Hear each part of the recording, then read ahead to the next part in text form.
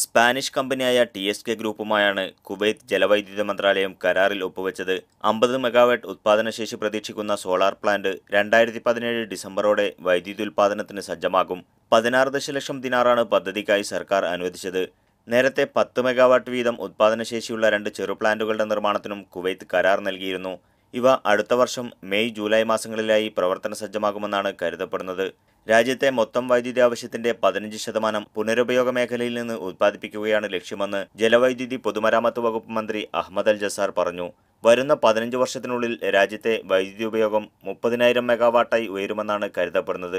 ഈ സാഹചര്യം മുന്നിൽ കണ്ടാണ് പുനരുപയോഗ ഊർജ്ജ ബദലുകളിലേക്ക് രാജ്യം നീങ്ങുന്നതെന്നും 2030 ആകുമ്പോഴേക്ക് 4,500 മെഗാവാട്ട് വൈദ്യുതി പാരമ്പര്യേതര മാർഗങ്ങളിലൂടെ ഉത്പാദിപ്പിക്കാൻ കഴിയുമെന്ന് പ്രതീക്ഷിക്കുന്നതായും മന്ത്രി പറഞ്ഞു.